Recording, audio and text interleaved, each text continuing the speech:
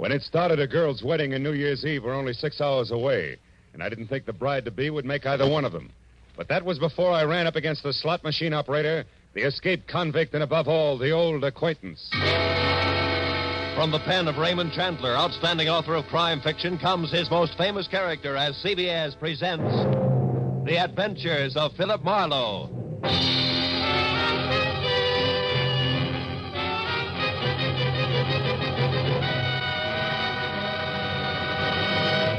And now, with Gerald Mohr, starred as Philip Marlowe, we bring you tonight's exciting story, The Old Acquaintance.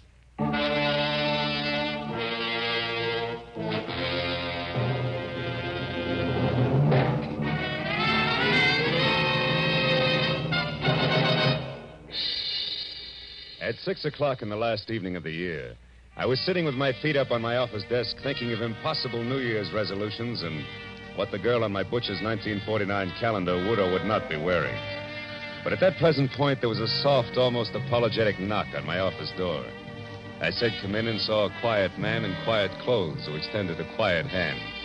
He introduced himself as Paul Riker, a Beverly Hills insurance broker. But the tremor in his voice said very worried client, which on New Year's Eve was something I could do without. Mr. Marlowe, you've got to find Nancy Marshall for me. Just for a springboard, Mr. Riker, who is Nancy Marshall? She's my fiancée. We were to be married at my place in Beverly Hills tonight. On New Year's Eve? Yes, you see, it was at a New Year's Eve party a year ago that we met for the first time. Oh, when'd you last hear from her? 2 hours ago. She called and said that she was in terrible trouble, that nobody, especially the police, could help her, that the wedding was off. I see. You're sure it's not just a matter of your being left at the altar, huh? Another man? Oh, no. I'm certain that's not it. Now, please, Mr. Marlowe, will you help me? Mr. Riker, to you, New Year's Eve means wedding bells, but to me, it's something else, specifically a cozy little apartment on Wilshire Boulevard where there's a very nice girl and a couple of chilled bottles of sham... Oh, what is it, Mr. Marlowe? What's wrong? There's somebody outside. Riker, get away from that door, quick! Whoever threw those shots through the frosted glass in my office door wasn't interested in checking up on his marksmanship, because by the time I got to my feet, he was taking the stairs to the street.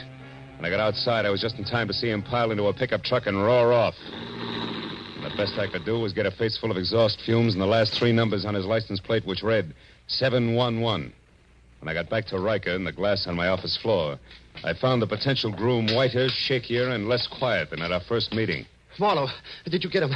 Do you know who it was? No, I don't. Now, relax a minute, Riker, and think. Yes. Who could possibly object to you and Nancy getting married? But that's just it. There's nobody I know of, Mr. Marlowe, and I'm positive that the same is true of Nancy. All right, now tell me, where does Nancy live? In a villa at 1428 North Havenhurst Drive, number 12. Mm-hmm. But I've already been there, and she's gone. Were you inside? No, the door was locked. But, Mr. Marlowe, I thought you had specific plans for this evening. I do. But from the way things stack up right now, they've got a better chance of keeping than Nancy Marshall.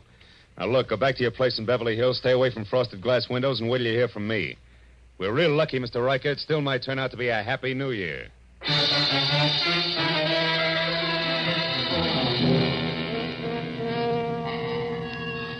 When Riker left the office, I called Lieutenant Ibarra at police headquarters. And after being told that it would take at least a half hour to get my kind of lead out of the 7-Eleven I had on the pickup truck's license, I headed for Nancy's villa on North Havenhurst, where it took me 10 minutes to outsmart the catch on the back door. Inside, except for a carelessly overturned box of old snapshots, which meant nothing to me, and a lot of half-open drawers and closets, I was no place. And in the kitchen, where there was a full cup of cold coffee next to an open newspaper, the setup was almost the same. But not quite. Because on the front page of the paper, there was a banner story complete with pictures that shouted the news of 3 men who had broken out of the state penitentiary that morning. And one of them, a man named Steve Doyle, had a face that I'd seen only minutes ago on one of the snapshots in the overturned box. I grabbed the paper and started back to check with the snapshot once again for good measure. But the second I stepped into the living room, I stopped. Hello. I don't believe I know you. Oh, the voice matched the lady perfectly. She was tall, beautiful brunette, about 30. Wearing a beige metallic wool jersey that covered more curves than a ride on a roller coaster. But the large monogrammed A on her purse meant that this was not the woman who had planned to marry Paul Riker. I said I don't believe I know you. The name is Arthur Murray. You're late for your rumble lesson. Oh, never mind the jokes, bright boy. It's a waste of your time and mine. All right, then we'll play it very straight. Name is Philip Marlowe. I'm a private detective, and I'm working for a very worried man. Now what's your connection with Nancy Marshall? I'm just, shall we say, an old acquaintance? That's all. Not enough. I'll prime the pump some more. I was hired to find Nancy, who seems to be in a lot of trouble.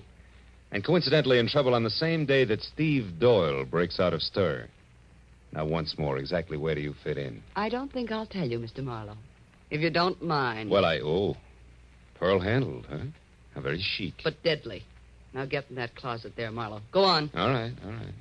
But just so we don't go through this same routine when we meet again, and we will, who are you? Oh, you don't listen very carefully, Marlowe. I've already told you that I'm an old acquaintance. It's the season for them, remember? Now get in there and shut up.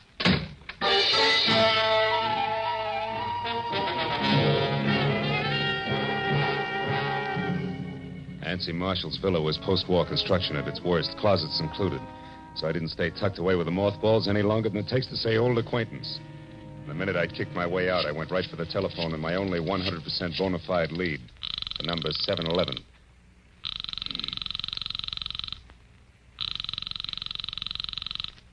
This is Lieutenant Ibarra.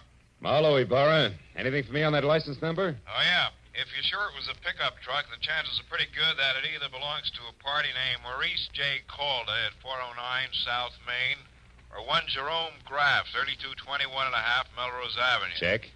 What's up, Phil? Anything I might be interested in? That depends. Ever hear of a guy named Steve Doyle? One of that gang that broke out this morning? The very same. Matter of fact, he's probably driving that pickup truck right now. Oh. But look, Ibarra, I think I know what I'm doing, so how about letting me run this end of it until I get stuck? Well, There's a girl named Nancy Marshall mixed up in this, and a delay at this time might cost her life. All right, I'll stay clear, Phil, for a while. Good. But just so you don't get too careless, remember, Doyle got out of jail this morning the hard way. He killed 2 guards. Oh, fine. Goodbye, Marlowe.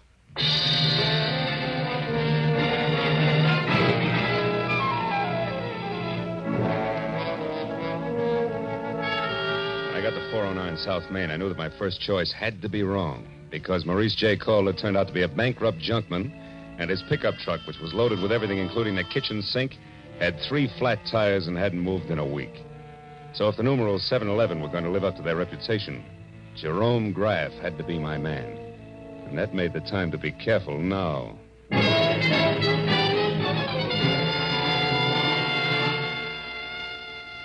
3221 and a half Melrose was a tired cottage set back about 50 weed-covered feet from the sidewalk. And from the rusted sign, Jerry Graff, mechanic, dangling at a crazy angle from a weather-beaten beam over the front door. I gathered that the place doubled as both Mr. Graff's living quarters and shop. I didn't see any truck out front, so I decided to try the alley in the rear before I knocked on any door. It was then that I noticed for the first time that I was being watched by a short man with a long face who was slouched against a nearby tree like a marionette with no strings attached. If you're lost, mister, maybe I can help you. Maybe? I was looking for a pickup truck. Seen one around? A pickup truck? Mm-hmm. Now, I wonder what that could be. Well, it's a small deal, about a half a ton, and... Oh, I get it. Okay, here. Here's 5. Now my question. Jerry Graff owns a pickup truck, but it ain't here. It's been out since dark. But Jerry's in. He's working late tonight. Working at what? Come on, you got your 5. Talk. Okay. It ain't no secret. Jerry's a nursemaid for one-armed bandits. Slot machines, huh? Is that his racket? Yeah. He used to be a big boy with them, too. But times have changed. Now he just works on them for other guys. What other guys? Oh, mister, I wouldn't answer that for even another 5. I wouldn't stay in business very long if I did. But I'll tell you one thing for free in case you're going to visit Jerry. What's that? Watch out for him. He's a very nasty man. Thanks, but I can take care of myself, Buster.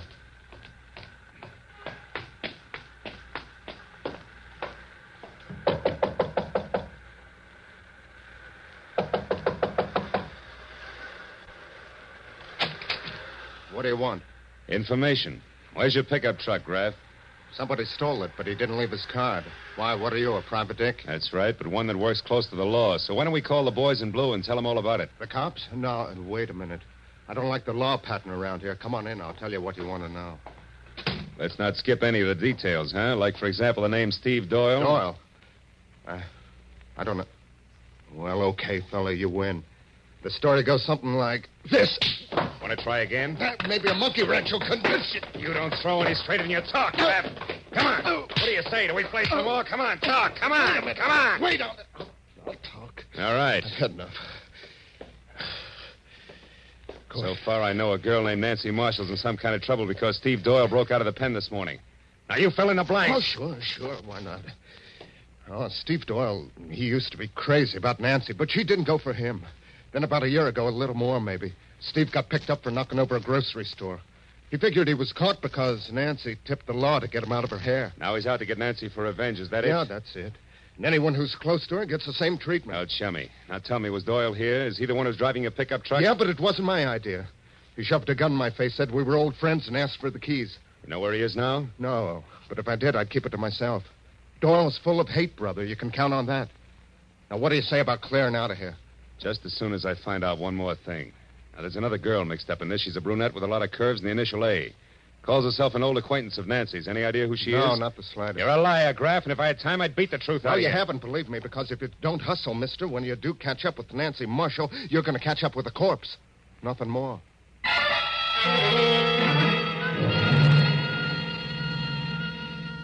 When I got outside, two things stood out in my mind like a pair of cleats at Carnegie Hall. First, my client's fiancée was not the most innocent dame in Greater Los Angeles. And second, I wasn't going to get any place until I could locate the old acquaintance. But then, just as I started for my car, the slouch who had sold me the dirty thumbnail sketch on Jerry Graff came running toward me. Hey, mister. Did everything work out all right? I was called away on some other business, or I'd have been here waiting. Waiting for what?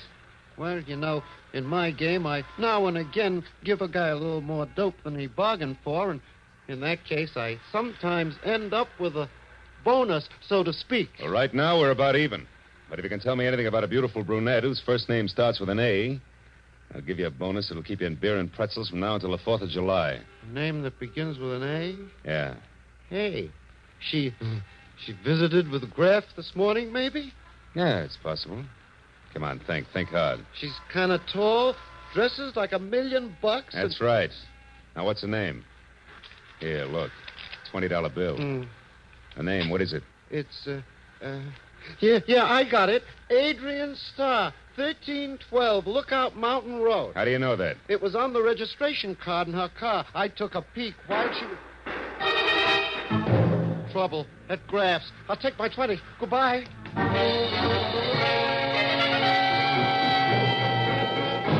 I beat it up the walk to Graff's, and when I got inside, I found exactly what I expected.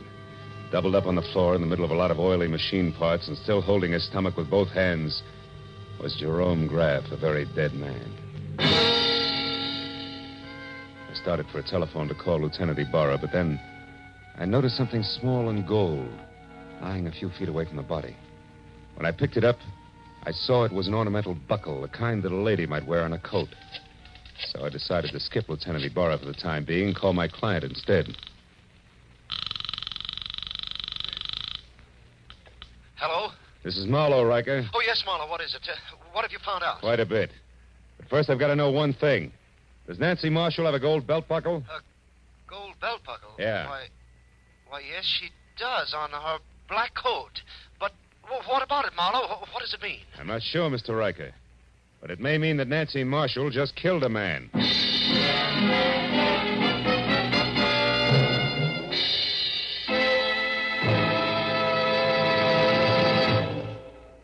In just a moment, we will return to the second act of the adventures of Philip Marlowe. But first, by this time, a week from tonight, Jack Benny will have made his first broadcast exclusively on the CBS network.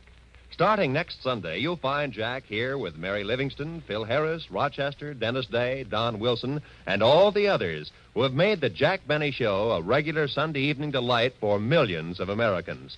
Just for fun, the Jack Benny kind of fun, make a New Year's resolution to hear the Jack Benny Show every Sunday starting a week from tonight, January 2nd, over these same CBS network stations. And now, with our star, Gerald Mohr, we return to the second act of Philip Marlowe and tonight's story, The Old Acquaintance.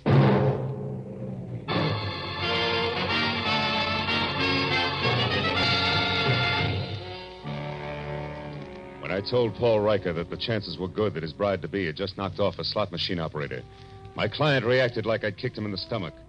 When he caught his breath again, he started telling me I was wrong and didn't stop until I hung up on him. Next thing on the agenda was I called on Lieutenant Ibarra.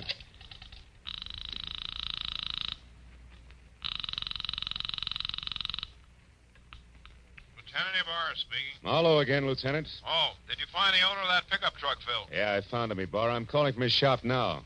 I had a talk with the guy. It was Jerry Graff. What do you mean, was Jerry Graff? Well, somebody came in here and shot him just after I left. He's dead. Dead? He knew Steve Doyle all right, but I'm pretty sure Doyle didn't kill him, Ibarra. No, then who did? Any idea, Marlowe? Well, looks very much like my client's fiancée, Nancy Marshall. I still don't know where she is or how it all fits together, but look, I got a lead on an old acquaintance of Nancy's named Adrian Starr. She lives up on Lookout Mountain Road. Now, if you don't hear from me in, say, an hour, you might check. Number 1312. That's my next stop. Okay, just be sure it's not your last stop. Goodbye.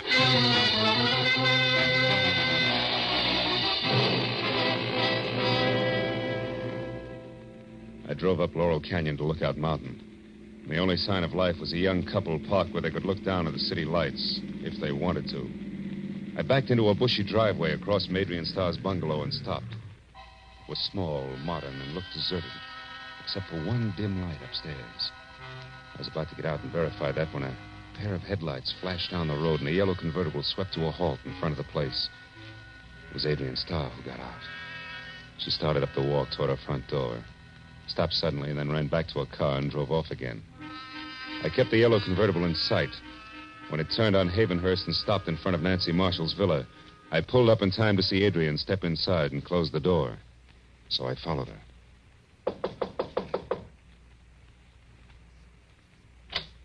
Marlowe, what do you want? I want to know what Jerry Graff means to you, Adrian. I don't know any Jerry Graff, so it means nothing. Come on, stop it. You went down to his shop to see him this morning. I thought you might like to know that he's dead. Dead? Mm-hmm. The cops are hungry for anybody who so much as knew his name. Maybe I better come inside and talk it over, don't you think? Yeah, maybe you better. Just a minute. Thanks.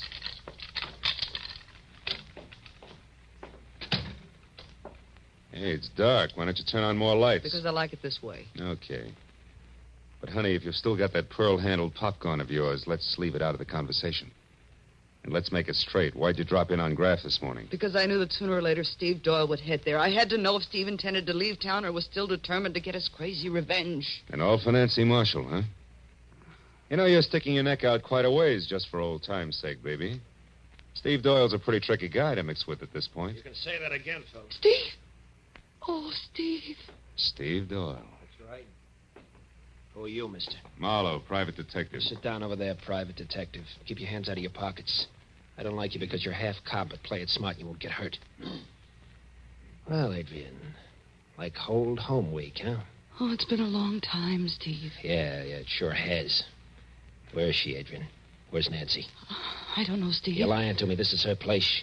You got her with a key. You've been down to see Graff. You know where she is, all right. So tell me and tell me Oh, fast. Steve, listen, forget it. Forget about Nancy.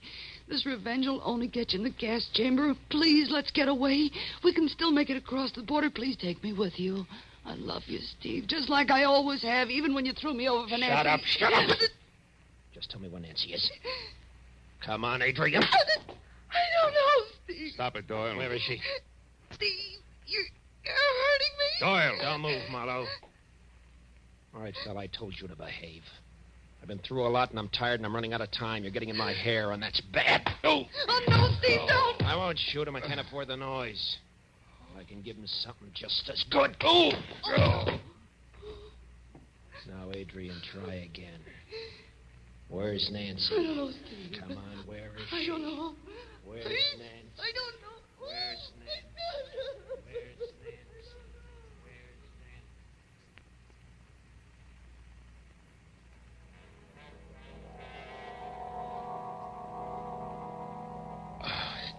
I couldn't remember where I was or how long I'd been lying there, but gradually I got the crazy idea that I was being robbed by a very unhappy crook because I was sure that somebody was crying and going through my pockets at the same time. Oh, I tried to open my eyes, but all I could see was a little gold buckle danced back and forth in front of me. When it finally disappeared altogether, I rolled over and hauled myself up onto my knees. And then it all came rushing back to me. I'd been in Nancy Marshall's villa with Steve Doyle and Adrian Starr. Only they were gone now, and I was alone. I heard a car start outside, so I got on my feet and made it along the wall to the door. It was Adrian, and she was behind the wheel of my coupe. Stay away from me, Marlowe. Where's Doyle? He took my car. He's going off to Nancy. I've got to stop him, Marlowe, so get out of the way. Somehow I managed to jump back just in time to keep from getting a press job with the tread of my own fist tires. And it took 10 minutes of steady concentration to get it through my throbbing head that Adrian had actually stolen my car and was gone. Oh, the cold air must have helped me because one thought led to another, and I finally began to separate the facts from the fancies. I hadn't dreamed all I thought I had. And when I realized that, the whole idea hit me, and hit me hard. I knew that I'd better get out to Lookout Mountain in a hurry. I made it to Sunset, hailed a cab, and collapsed in it. Where to, mister? Lookout Mountain Road. Make it fast. Oh, it's rugged in this traffic. New Year's Eve, you know. Here's $10. Does that help? It's important. Oh, it helps plenty. I know a great shortcut, a new road that's not yet finished. But how are you on bumps? Few more won't matter, pal. Let's go.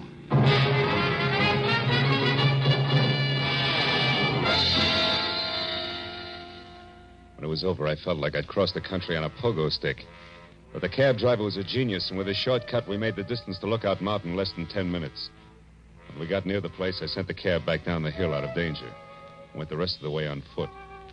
As I got within sight of Adrian's bungalow, I saw Steve Doyle getting out of the yellow convertible. I ran up to the house, tried the door. It was locked. Nancy, where are you? I know you're in there, baby. I'm going to find you. We have to take this joint apart. We've got some old business to settle, remember? So have we, Doyle. Drop that gun. Stand still. Okay, sucker. Go. You won't need that gun anymore, Doyle. Just kick it over there out of the way. Someday I'll get you for this fella. I doubt it, Steve. You're all finished, but you're too thick-headed to see it. Well, I guess it's time to relax and wait for Adrian. And we call the cops, huh? Adrian just arrived, Marlowe. Don't What? turn around or I'll kill you. Adrian. There we are, Marlowe. Toss your gun back here to me. Come on now. It's better. Oh, Steve. Steve, are you hurt bad, darling? Can you make it to the car? I'll try, Adrian. Got me on the side. It's bad. Oh, Steve, hurry, darling, hurry. I'll be with you in a minute. I'll make it okay. Well, Marlowe? Yeah. Okay, Adrian. Tell me one thing first, Marlowe. Did Steve get to Nancy? No. You killed Graff in time to shut him up, too, huh? So Steve will never know the truth, will he, Adrian? Could be it was you who crossed him and sent him to prison. You'll never find out. Not now. And you'll never realize how much I love him either.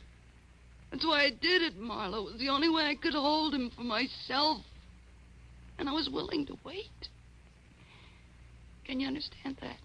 Yeah. I guess I can. Too bad a love like yours has to be wasted on a guy like Steve. You'll never get away, honey. Not with him. You'll never make it. Maybe not.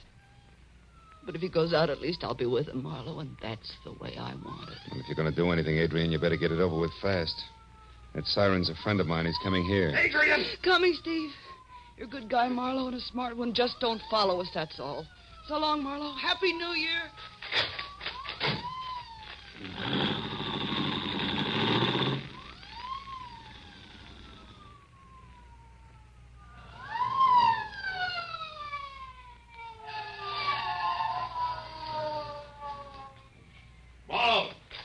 Marlowe, that car just pull out of here. Who was in it? Steve Doyle and Adrian Starr, Ibarra. That road makes a horseshoe turn. That'll bring them out down below us there at that junction.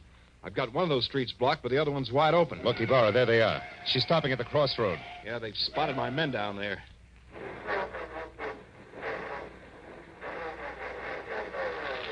She's turning around. They're heading out the other way. She must be crazy, Marlowe. They'll never make that curve at that speed. They're not slowing down, Ibarra. She's heading straight for that stone wall.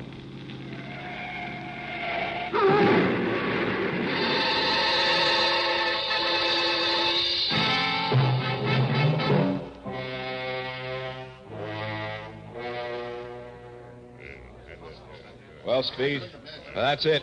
It's all over. They're both dead when the boys got to them, killed instantly. By the way, how's your head feel now? Any better? I'm okay, Burr. Did you take care of Nancy Marshall all right? Yeah, she locked herself upstairs.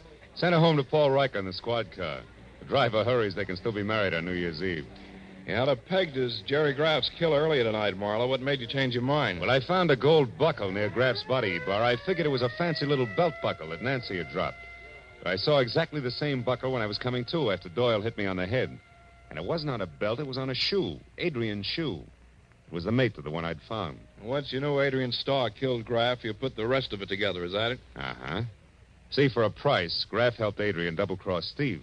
She had to kill him to keep him from talking. She hid Nancy out for the same reason. If she knew that if Steve ever got to Nancy, he'd learn the truth. I wonder why she didn't kill Nancy, too. I think she intended to, Ibarra. And she did it all, really, because she loved the guy too much. Strange deal, Marlowe, right to the end. You know, she didn't have a chance to make that curve down there the way she was driving. Not even if she wanted to make it, Ibarra. Yeah. Well, it's 5 minutes to midnight, Phil. Happy New Year, fella. I want to see a lot of you in 1949. Same to you, Lieutenant. Good night.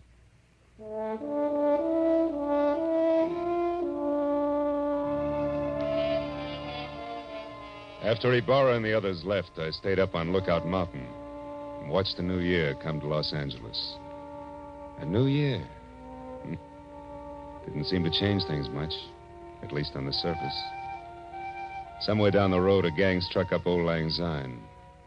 I thought again of Adrian Starr, a girl who loved not wisely, who had called herself an old acquaintance. Yeah, I'd never forget her. As I walked back to my car, the city was ringing out the old and ringing in the new. And I wished then that someplace on everybody's list of resolutions, they'd make room for that cup of kindness they were singing about. And then a guy could say, Happy New Year, and mean it.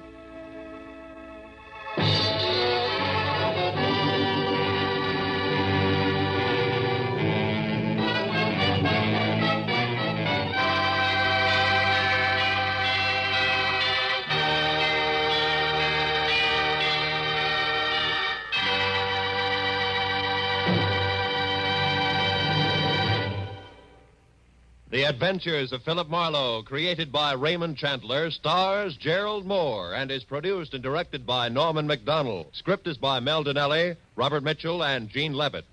Featured in the cast were Gloria Blondell, Edgar Barrier, David Ellis, Lou Krugman, and Stan Waxman. Lieutenant Ibarra was played by Jeff Corey. The special music was by Richard Arant. Be sure and be with us again next week when Philip Marlowe says... They all knew he was aboard the yacht when it exploded and sank. And everybody called his death an accident. Yeah, that is everybody except the corpse himself. He said it was murder.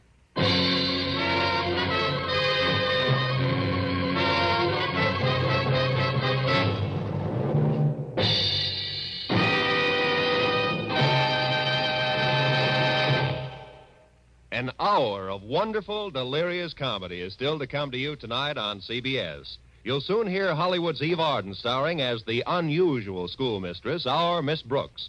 Later, Lum and Abner will open the doors of the Jot 'em Down store in Pine Ridge, Arkansas, and let you stock up on the last from their never-failing supply of wisdom and good humor. Our Miss Brooks, starring Eve Arden, is heard at 9:30, and Lum and Abner at 10 o'clock, both Eastern Standard Time, over most of these same CBS network stations.